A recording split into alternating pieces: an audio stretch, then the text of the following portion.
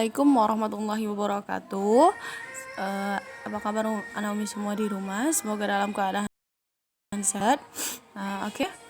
Kita mulai hari ini dengan lafaz basmalah. Bismillahirrahmanirrahim. Oke, anak umi di rumah. Hari ini kita masuk pada tema 2. Nah, tema 2 ini berbicara masih mengenai pekerjaan di sekitarku atau tentang pekerjaan lagi ya, anak umi ya. Kemarin ada arsitek, terus ada pesilat ya. Nah, sekarang yaitu ada masih arsitek juga. Ini bapak ini masih menggunakan topi helm keselamatan itu ya. Kemudian di sini ada bagaimana cara menjawab suatu teks cerita ya, anak umi ya. Nah, di sini ada tentang tokoh lagi. Tokoh apa, Naomi? Udah tahu ya. Tokoh merupakan orang yang berperan di dalam suatu cerita. Seperti itu.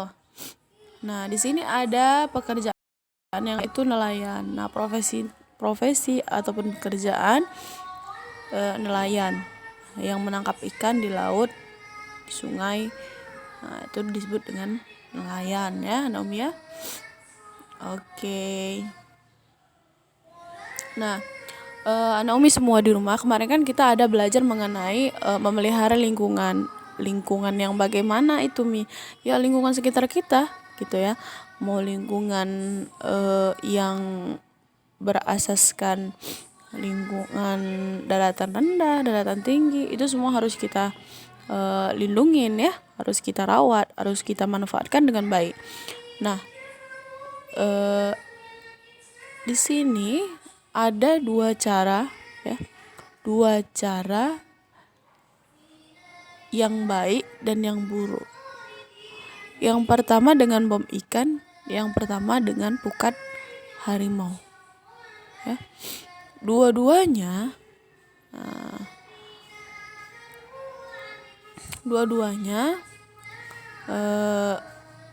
ada sisi baik dan sisi buruknya gitu ya.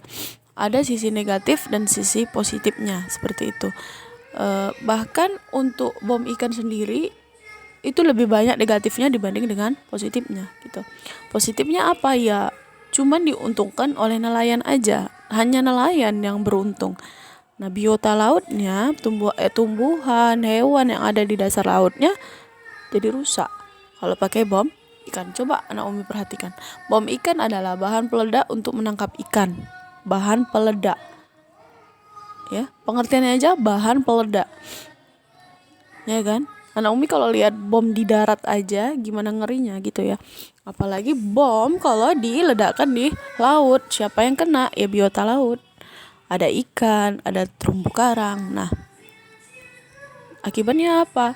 Semua yang ada di dalam air, baik biota lautnya, baik tumbuhan lautnya, baik hewan-hewan lautnya akan hancur seperti itu.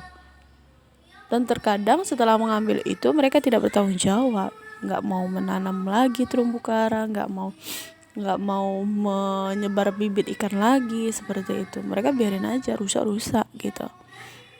Nah, sedangkan pukat harimau adalah jaring besar yang dapat menjaring semua makhluk hidup. Nah, pukat harimau ini juga ada sisi negatifnya. Sisi negatifnya apa? Mereka tidak melihat-lihat ikan apa yang dijaring gitu ya, apa yang kejaring, mereka nggak lihat gitu. Ya udah, apa yang dapat diangkat terus dimasukkan di dalam tempat gitu, kita nggak lihat-lihat. Nah, banyak ya, ada sisi negatifnya jadinya. Nah, jadi mana yang aman, mana yang lebih aman yang lebih aman ya mancing seperti itu, atau Naomi pakai jaring biasa. Terus dilihat deh ikannya udah layak makan atau masih kecil atau gimana, seperti itu ya. Itu cara juga untuk melestarikan makhluk hidup atau biota laut atau biota perairan ya. Kita nggak boleh ngasal-ngasal aja seperti itu. Nah, di sini ada diagram atau bagaimana kok bisa gimana strukturalnya anak Umi tiba-tiba udah bisa makan ikan aja gitu ya kan. Nah, lihat di sini. Pertama ada nelayan nangkap ikan, kemudian dijual di pasar atau disortir dulu kan. Baru tuh dijual, disebar ke pasar-pasar, kemudian ada ibu-ibu yang jual di pasar, kemudian mama masak, terus udahlah terdapatlah di piring anak Umi seperti itu. Ya. Nah, ini dia. Pekerjaan itu dibagi menjadi dua. Ada pekerjaan yang menghasilkan barang. Mohon maaf ya.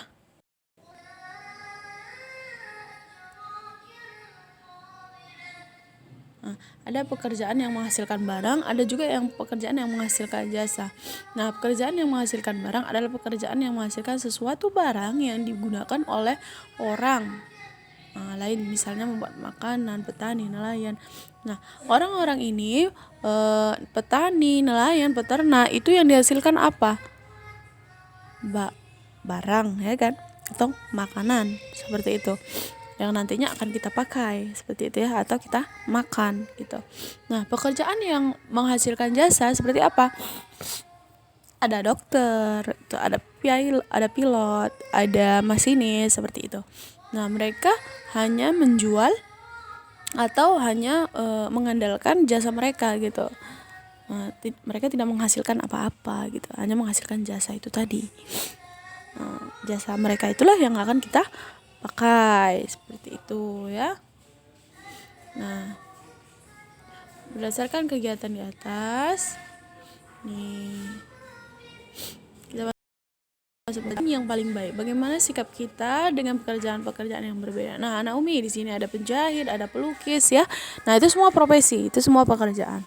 Nah, bagaimana cara menghormatinya ya?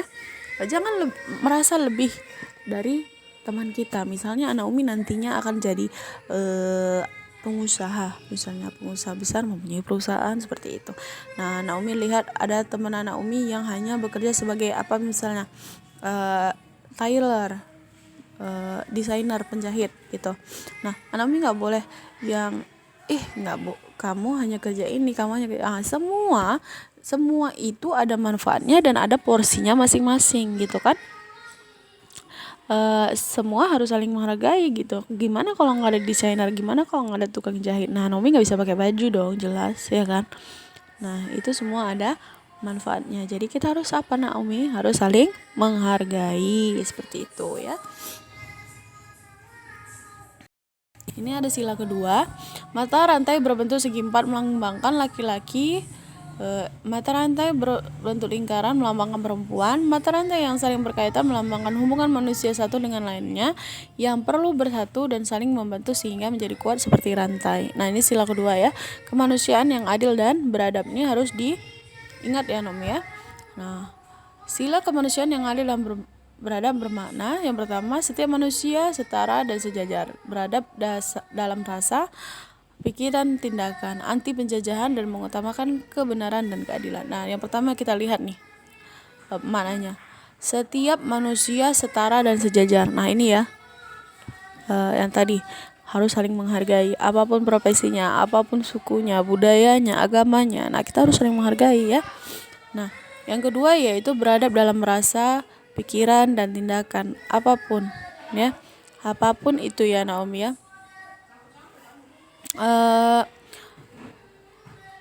Adab itu harus dikedepankan gitu ya. Adab itu harus dikedepankan, harus diutamakan seperti itu. Nah, yang ketiga adalah anti penjajahan. Nah, Naomi, dulu Indonesia ini dijajah beberapa tahun, berpuluh-puluh tahun ya, beratus-ratus tahun. Nah, gunanya apa? Supaya menjadi pembelajaran untuk kita semua ya, untuk anak Umi juga. Nah, 4 yaitu mengutamakan kebenaran dan keadilan. Nah, anak Umi setiap hari Umi bilang kita harus mengedepankan kebenaran, kejujuran ya. Jangan sampai kita diremehkan dengan kebenaran dan kejujuran gitu, karena kita nggak jujur terus kita diremehin orang, terus nggak ada yang mau berteman dengan kita seperti itu ya. Oke. Nah, di sini ada Dayu tidak mau sekolah. Dayu adalah temanku. Ya, Rama, meskipun lama tinggal di Jakarta, logat bahasa Dayu masih sangat kental dengan logat Bali. Hal itu membuat Dadu sering menertawakan Dayu. Dadu sering mengejek Dayu. Hal itu membuat Dayu sangat sedih. Ia menjadi tidak percaya diri. Di kelas ia takut ditertawakan Dadu. Hari ini Dayu tidak mau masuk sekolah karena malu. Nah, Naomi nggak boleh gitu ya, Nak ya. Berarti dia tidak mengedepankan saling menghargai tadi, ya kan? Nah, walaupun berbeda, ya kenapa rupanya, kan gitu. Orang kita satu sekolah, kita satu negara, satu bangsa, kan gitu ya. Kemudian mengejek orang lain artinya menganggap diri kita lebih baik daripada orang lain. Hal itu sangat bertentangan dengan sila kedua Pancasila, bahwa setiap orang setara. Ejekan Dadu sangat tidak beradab. Tindakan Dadu menyakiti perasaan Dayu, ya. Naomi ya nggak boleh ngejek-ngejek, nggak boleh gimana pun ceritanya, apapun kekurangan orang lain, jangan ejek mengejek. Oke, paham ya?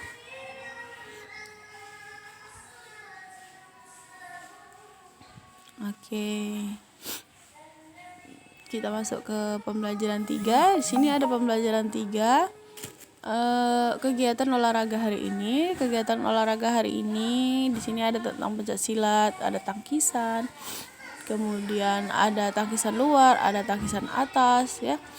Ini Naomi bisa praktekkan dan coba-coba di rumah, ya.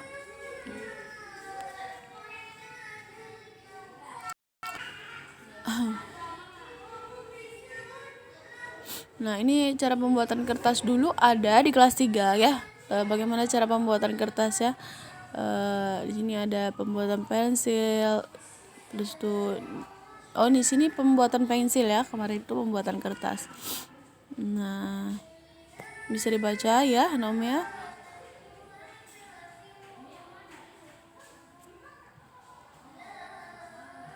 Hebatnya dokter. Nah, Naomi lagi-lagi Umi harus ingatkan Naomi untuk saling menghargai. Jangan karena dokter, jangan karena misalnya apalagi tentara, polisi, kita sombong gitu dengan profesi kita nantinya, ya. Nah, Naomi harus tetap jadi orang yang rendah hati, ya.